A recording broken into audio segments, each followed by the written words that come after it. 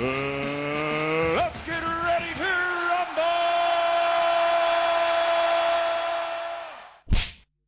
It's funny, yeah? This step aside thing keeps extending itself as a news story. Bob Arum, he didn't say it was because Eddie and AJ were greedy why it didn't happen. He didn't say that. The only people who are saying that is Tyson Fury, and John is saying they mugged themselves off by not taking the money. According to Arum, the Usyk Fury fight fell through because the Middle Eastern backers, and these are Bob's words, were fronting the cash for Fury to fight Usyk.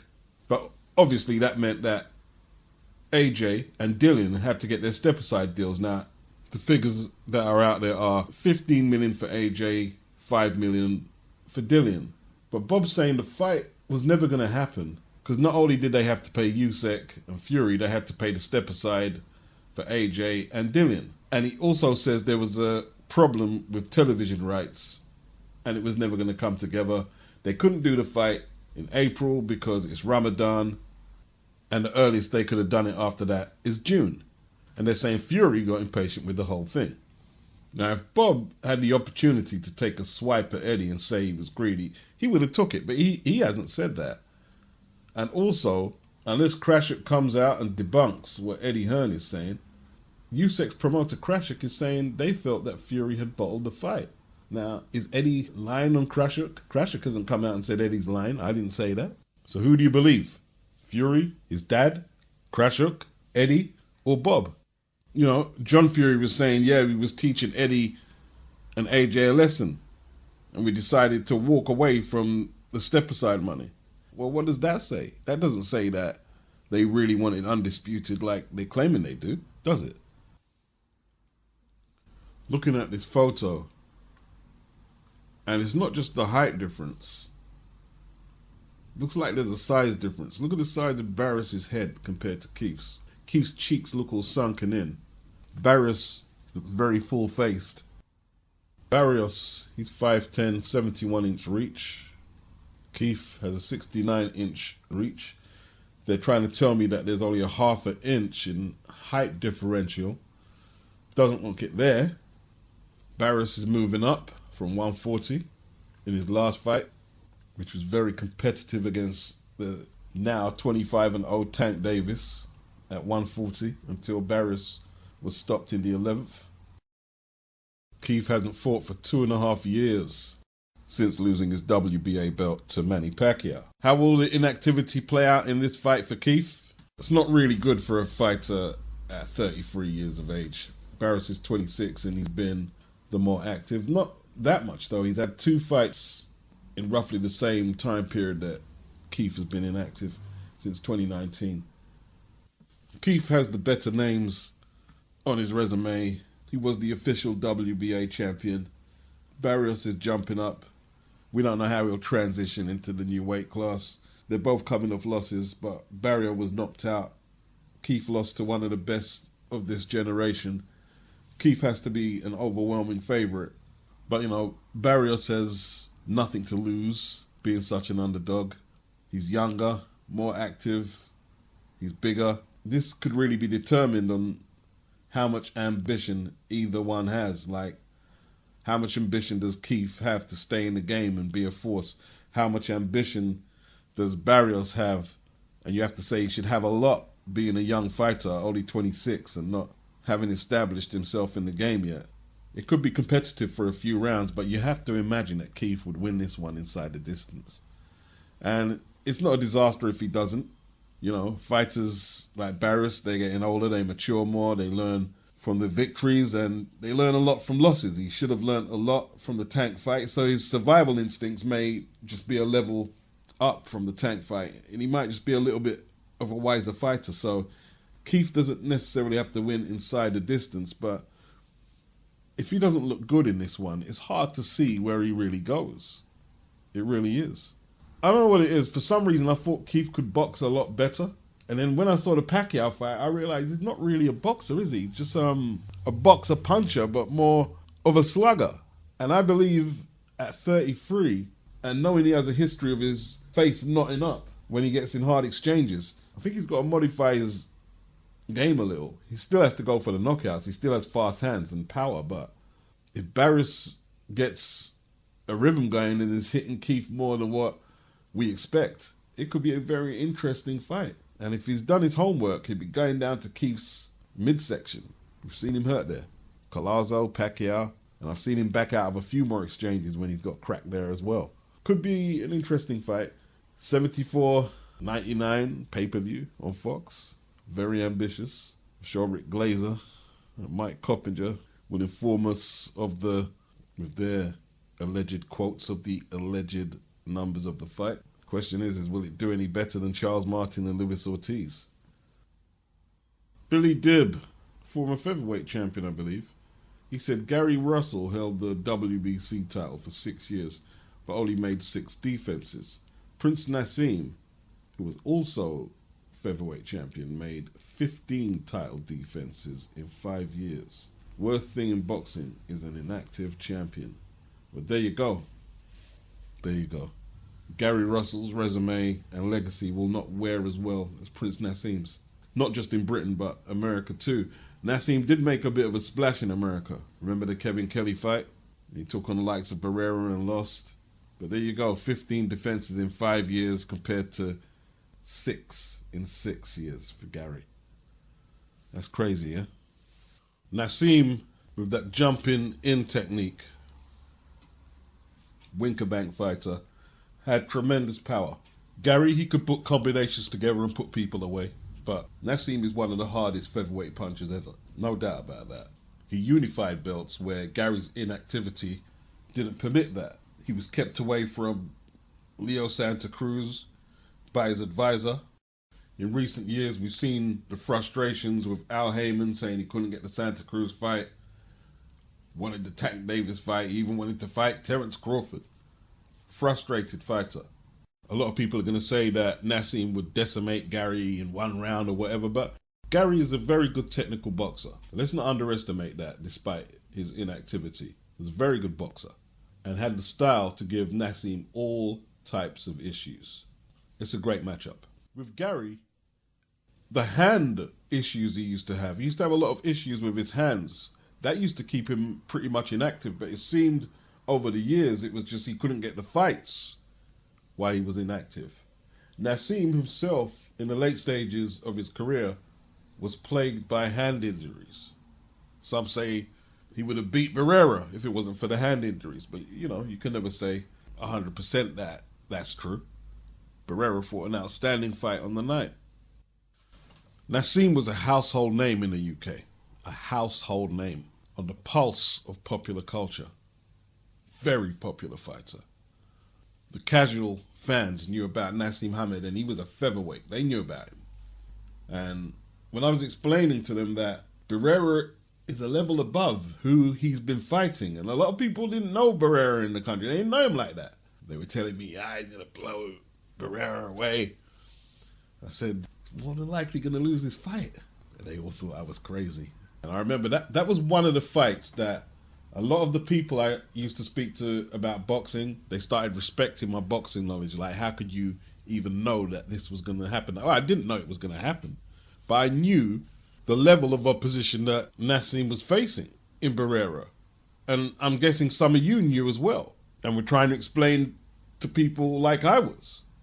And Naseem fought some good fighters, don't get me wrong, he did. But he was fighting one of the best of his generation. I don't think a lot of people understood that. He had one fight after that fight and didn't look particularly impressive. Probably the first time in his career he went 2 fights on the bounce and not got a stoppage victory. And he retired and never fought again. What does Gary Russell have left in the tank after losing his title the other day against Mark Masayo? How much does he want to get back in the game? Doesn't look like he's going to get the immediate rematch. He's got shoulder issues now. And he claims he put off getting an operation on the shoulder, and what's he going to do? Carry on putting it off and still trying to perform at this level? I don't know. What does he do? He's 33 now. It's quite an advanced age for a featherweight. Is he going to move up? He's only lost twice. Once to Lomachenko and one to Masayo. I think he's had a good career. Billy Dibb, I believe, was a champion in that same weight class, feather. And I think his tweet summed it up. 6 years WBC champion and only 6 defenses. Prince Naseem, 15 title defenses in 5 years. Unified champion, international boxing star, and I would suggest Hall of Famer as well, if he's not been inducted already. And there you go. Has Gary did enough to be inducted into the Hall of Fame? DAZN's Executive Vice President Joe Mikowski ensures us that DAZN will stream Taylor Serrano from Madison Square Garden in plenty of time for boxing fans to flip the channel and go watch Valdez versus Stevenson. Is Valdez versus Stevenson happening? Is the more important question. Has Valdez signed a contract? Who knows? Stevenson is saying, to be honest, I hope they can stagger the times to fit both fights in. He has a unification against Valdez. He said, let the ladies shine too, and the fans watch both fights. April the 30th. I done a poll, and only 92 people voted in the poll. I done it on Twitter. I would have got a bigger sample size on Google, to be honest, and I think I might just hold the polls there from there. But 92 votes, and as you can see here, April the 30th, Serrano versus Taylor and Valdez versus Stevenson clashed the same night. What's the bigger fight?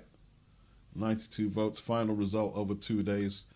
And Serrano versus Taylor, 66.3% against Valdez versus Stevenson, 33.7%. I was told that, oh, well, if you was an American and you'd done that poll, the result would have changed perhaps, but this is what we got right now. I might have to ask Boxing Wave or Ring IQ. They're both American YouTube channels. They've got around the same sub count as each other, slightly more than mine. So if they put up the poll, let's see if the result changes. Look, it is what it is. There's some people who will never get into women's boxing.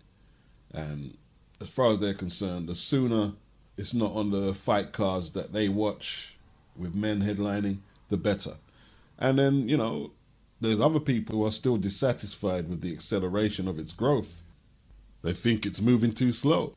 And they think that the women should be earning what the men should be earning. So, you know, it is what it is. Like, I've got a few interviews with female boxers, and I'm not talking recently as Eddie kind of cornered the market and now Sky are getting involved. I'm talking about 2012, 2013 with former welterweight champion Chevelle Hallback. I spoke to a promoter who was a pioneer in expanding the genre, if you like. His name was Jerry something. He passed away a few years back. I've got an interview with him. I can't find it. And I'm not going to say I was backing it 100% back then. I was trying my hardest not to be prejudiced against it. And as time has went along, I like women's boxing. And I'm not just saying it to be cool or the cool guy, the trendy guy. Look at me, I like women's boxing. Because I don't like women's football or soccer, if you like. I don't like watching it. I can watch women's boxing. And if I wasn't feeling it, I would just say it. Boxing was introduced into the Olympics in 688 BC in Greece. And now they're talking about boxing, along with weightlifting and modern pentathlon, to be dropped from Los Angeles 2028. Boxing was found in September to have been subject to manipulation by officials at the 2016 Rio Olympics. Now, it's not decided yet whether boxing gets the chop, but it's not looking good. There was corruption in Rio. Joe Joyce is still awaiting for his silver medal to be upgraded to gold after a controversial loss in the final to Tony Yoka in 2016. Now, they're just talking about widespread corruption in the judging of fights in that games. And these crooked motherfuckers going to be the downfall of Olympic boxing with such a rich history, pedigree. AJ, Audley, Ali, Sugar Ray Leonard, Foreman, Frazier, Oscar De La Hoya, Floyd Patterson, Laszlo Papp, Lomachenko, Rigondeaux. I could go on. So the professional game would just have to pick from the European, the World Championships at amateur level to scout for the best pros. It's always nice to have guys and girls coming through the Olympics to build their pro career, but corruption strikes again. Eddie Hearn says He has no regrets that he lost the Fury Dillian Whyte purse bid. He bid 32 million, which was a big bid. Frank Warren came back with $41 million to secure the promotional rights. They're looking at Cardiff's Principality Stadium, cheaper to hire out than Wembley. Don't blame them. They're looking at April the 23rd date, and the contest will be showcased on pay-per-view in the United States and UK through ESPN and BT Sport. Eddie said we would have lost a lot of money. Fury probably wouldn't have took the fight at the price we're willing to pay. He said, we don't get on all the time, talking about Fury, but he has respect for him, a lot of respect for him, but you never know what you're going to get. Eddie said he would have liked to have promoted the fight, but you have to put a number which you're prepared to lose. The minute you start acting on ego is the minute you make a catastrophic error, which could cost you millions of dollars. I don't play that game. He backs his fighters, but to a point where we understand the business. If you're going to start going in with your dick and you're bidding $10 million over the number, and you finish the show and look at the bottom line and you've done 5 to 10 million, well done. That's great business. If we didn't turn up, they would have saved millions of dollars as the only bidder.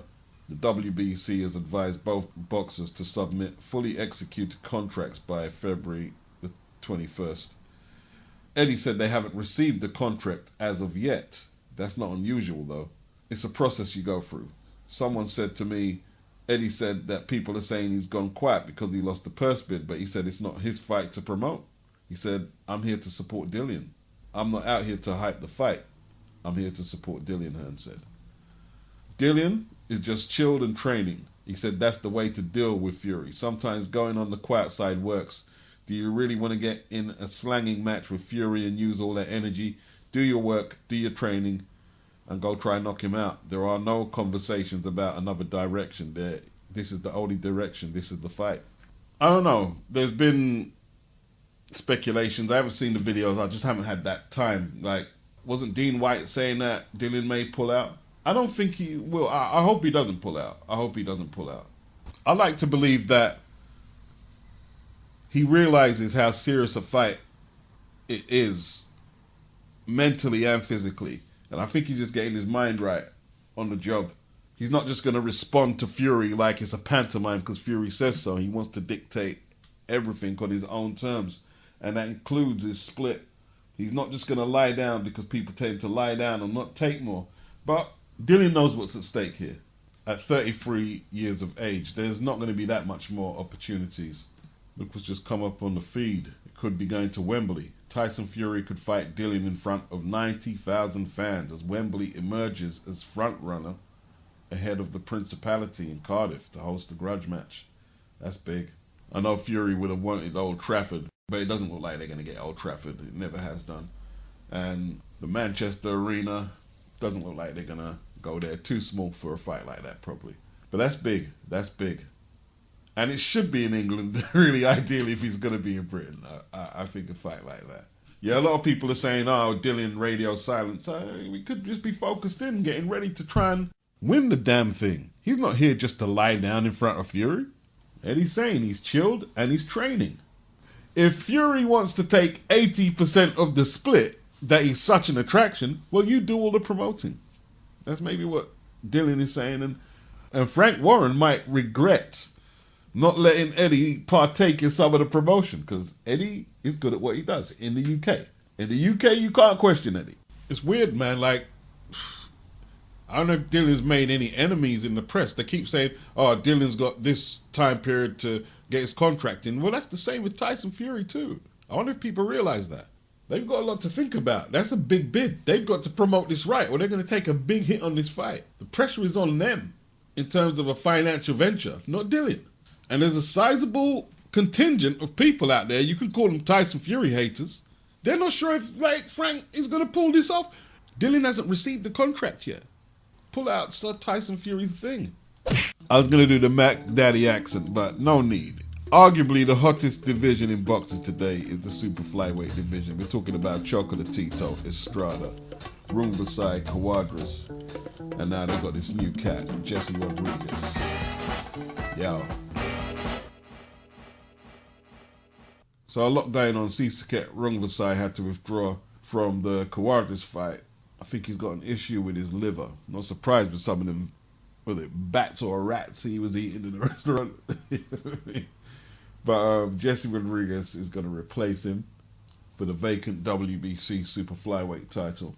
We was also looking forward to the March the 5th trilogy between Juan Francisco Estrada and Roman Gonzalez.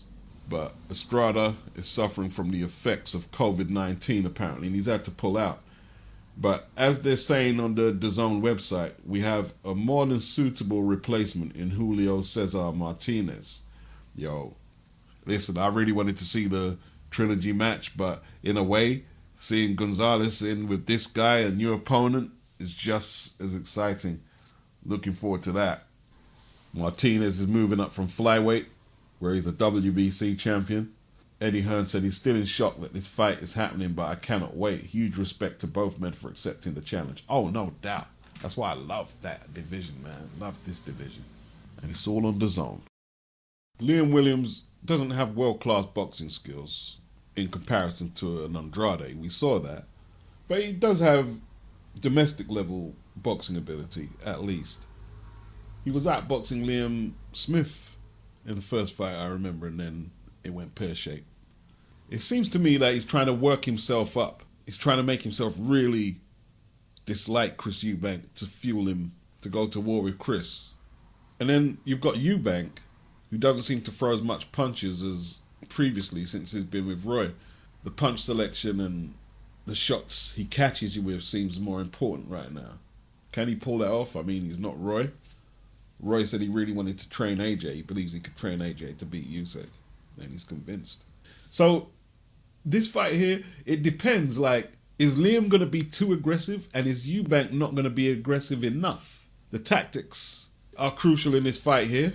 It's a losing fight for Eubank because if he handles Liam Williams easily, people are going to say, well, he was supposed to.